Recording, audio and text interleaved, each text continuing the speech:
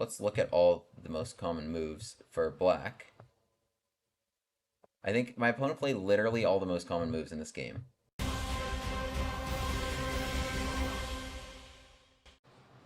Alright, I think this is reportable at this point. This is ridiculous.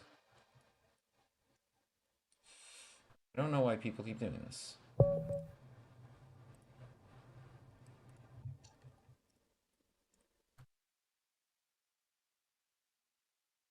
Yeah, this is the second person I had to report today for doing this. Thank you. Like, honestly, I think, like, I don't know why it's just tolerated at all. I think, like, if you do something like that even one time, I don't know that why there's any place for that.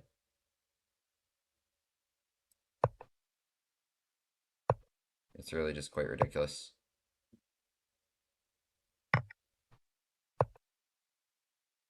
Like, and then also to know that it was gonna let me claim the win in 8 seconds and to come back and make one move after, and then to let the time run out again.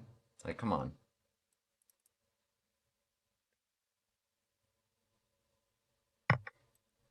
Alright, this is a Von Popiel, except we don't have these moves. But we still have the nice idea of queen takes f3, hitting the bishop and hitting the pawn. So I could play this and transpose back. I do want to castle long, so it is actually kind of compelling to just go here and get into something I know. I might do it. Castles. Oh, and we do transpose back to a Von Popiel. With e6 and d5, here we go. And... Did I do this right?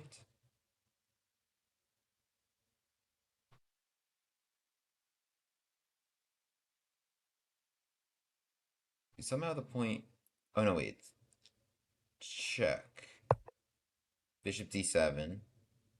And then d6. Trying to win this pawn. Win this pawn and you win the rook in cases where the knight has no squares to or coordinate defense. They play your c6. Just want to go here, right? Let's come back. But yeah, my pawn's now all the way in their face. Let's get the Gambit glasses on, though. I almost forgot. We got here, this was a nice one. We got f3, and we got queen takes f3, but a bit of a different Von Popiel. So now they play h6, hitting my bishop. I just think this is too good. I just think this is too good, honestly. I probably should just save it and then do my threat next. But take my bishop, I'll take here. How do you stop me on this e-file? Bishop e6, I just trade, chomp right through. Bishop e7, of course, I'm chomping through. So this pawn hanging in, they sacrifice the bishop. So now if I take, it defends, but I have an e4 in that position. I could just also take and take here. I guess they're hanging on, but I like having knight e4. I think that's very decisive here. And they have no good checks on me. They can trade the queens, but I'm just taking this bishop and I'm ahead a piece. I'm ahead a piece here, and we're going to continue.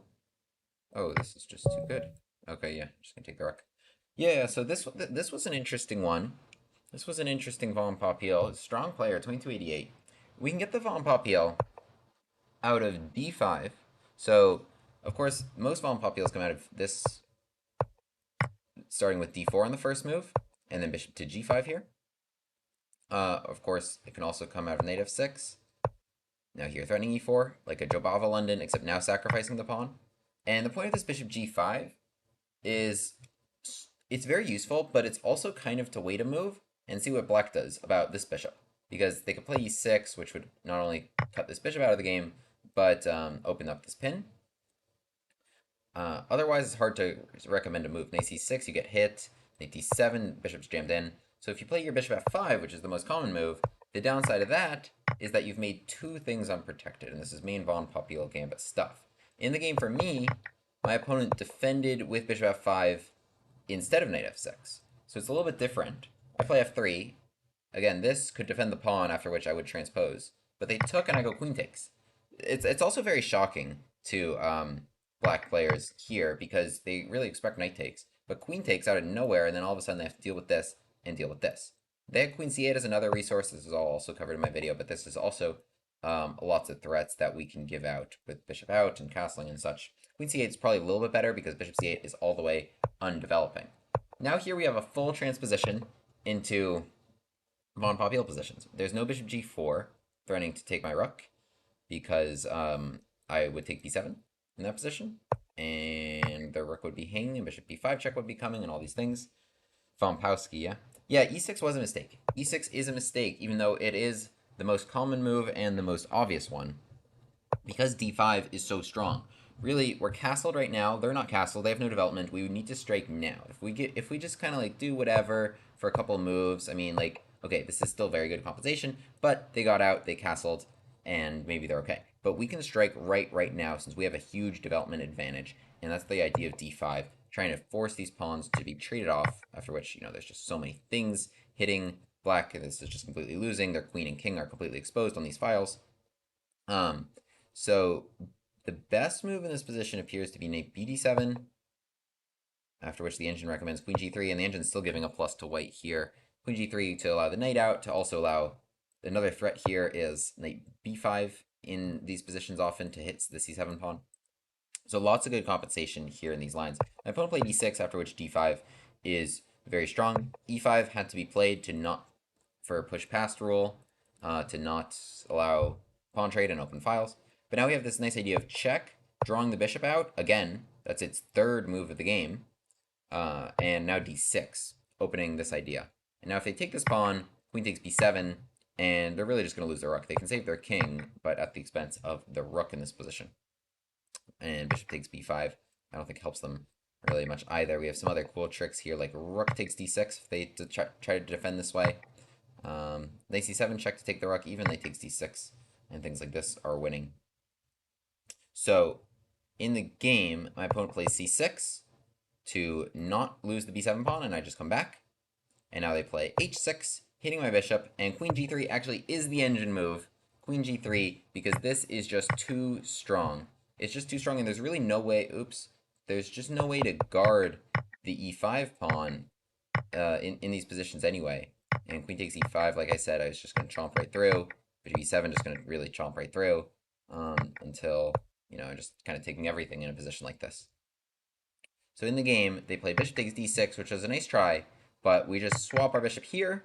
And actually, at this instant, I am down 2 pawns, but the point was we had an e4, just collecting that with this very nice fork. And they go check to trade the queens at least so they don't get mated, but, you know, this is just a clean piece I'm ahead, and then their rook was also hanging. They could have saved the rook here, to be clear, but, you know, it's just completely lost. So, yeah, subscribe if that one goes on YouTube. Knight e4. 3-6. Yeah, I think in my video, d5 is covered. Knight e4 is a good idea to put pressure on the pin piece. PP on the PP, pressure on the pin piece. But, put pressure on the pin piece. But bishop e7 breaks up the pin, and black is hanging on here. So yeah, that's why this strike is with d5. And I think the other interesting thing about this is I made a video a while back about the Lichess challenge. All the most common moves. If we could actually, let me do something here. Let's look at all the most common moves for black. I think my opponent played literally all the most common moves in this game, which I think is kind of crazy. So here's that Lichess database, right? So they played here d takes e4. I'm not sure, actually. But then they play, okay, bishop f5, but it transposes into the knight f6 line anyway. Once we get here, so bishop c8. They play also the most common, knight f6. And so, also from here on out, I can see how much this has actually spiked in popularity with the number of games played since I've made that video. If you look at the video, I have the database open. The number is a lot less than this. But still not that much. I mean, I'm still pranking 2300s on the internet with this. D5, E5, again, trying to dodge the pawn trade. Check and D6. This is all overwhelmingly the most common. I think it might not even be the first game I've had with this. I don't know if it's the first game I've had with this. No, I've had 2 games in this exact position. Actually, I've won them both. Here is the other one. In October of 2022. What happened in this one? And I can still go d6, same game. They play c takes d6, and I just go queen takes b7, just taking the rook. Because they're not playing c6 here. I'm just coming here to take the rook. Queen b6, take the rook. We take here. Oh! I got pranked. I need to save my queen. I'm just swapping this knight, and then my queen gets trapped. So this was an interesting game. Here, trying to not lose my queen. What was the count here? I guess I got an exchange. Okay, and then oh, bishop takes g2 at the end of that also. So wait, this was... How'd I win this game? I am down 2 pawns for nothing here. But somehow I won. Oh, my opponent just plays h6 instead of saving this pawn. So that's a good start. My pawns just go. Okay, well, kind of a wild one. Oh my goodness, what happened here? I just took this pawn. Oh, my opponent had no time. I guess that's the other benefit of playing something crazy. My pawns just went. The other benefit of playing something crazy is that your opponent spends a lot of time in the beginning. But yeah, it's kind of funny. So I took this rook, and then I absentmindedly was just like, oh, I'll swap this. But it's kind of a good lesson here about every move. There's no automatic. Oh, takes, and then and then we have choices, right? But takes, immediately my opponent has a choice, and they can play this move bishop c6, and my queen is trapped. So I just need to get out of there, or just get rid of the bishop that would be trapping me. So kind of funny, kind of a funny game. All right, subscribe if that one goes on YouTube.